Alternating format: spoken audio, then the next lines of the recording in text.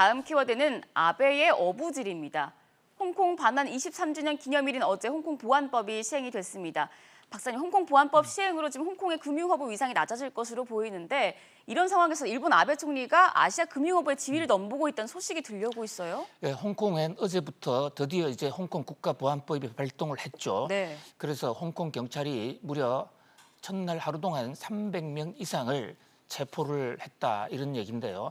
지금 시진핑 국가주석의 의지가 워낙 강하고 또 홍콩의 어떤 반체제 시위를 완전히 박멸하겠다는 그런 중앙공산당의 계획이 확고하기 때문에 네. 여기에 대한 충돌이 계속 생길 것으로 보입니다.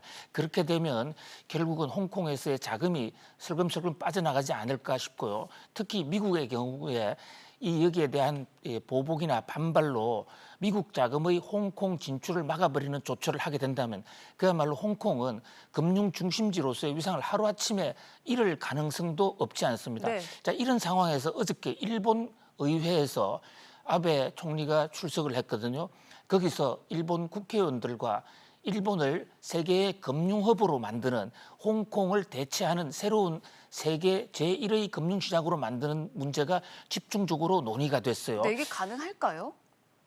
뭐 사람 노력하기에 따라 충분히 가능할 수도 있겠죠. 네. 특히 일본은 경제력 규모가 세계 2위, 3위로 기본적으로 이 국가의 국부가 많고 네. 또 일본이 정부 채무가 많다고 그러지만 그 채무는 외국 채무가 아니라 일본 내국 채무이기 때문에 일본은 안전자산, 일본 엔화는 안전자산 중에서도 미국 달러보다도 오히려 높은 평가를 받고 있지 않습니까? 네. 그런 면에서 충분히 가능하지만 단 하나 일본의 가장 약점은 중국과의 관계가 좀 안 좋다든지 또는 일본의 세금이 좀 높습니다. 법인세 세금이 높은 그다음에 일본 사람들이 좀 영어를 잘 못하는 이런 여러 가지 좀 악재들도 있기는 하죠. 네. 그러나 우선 이 일본 국회와 정부가 일본을 금융 중심지로 만들겠다는 것을 국회에서 논의하는 모습을 보면서 우리나라와 크게 대조를 이루고 있어요. 우리나라는 여야가 일촉즉발의 완전히 갈라진 상태에서 정쟁으로 나를 지새고 있어서 우리는 홍콩 사태에 대해서 아무런 대책도 못 세우고 성명 하나 발표하고 못하고 있는 상황인데 네. 일본은 일본을 금융 중심지로 만들기 위해서 빠른 노력을 하고 있다. 참 부럽기도 합니다.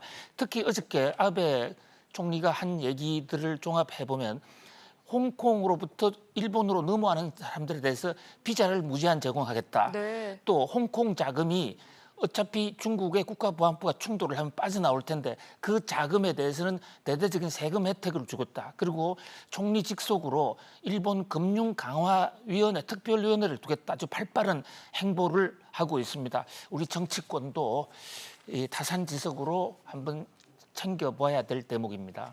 네, 이어서 네 번째 키워드 보도록 하겠습니다.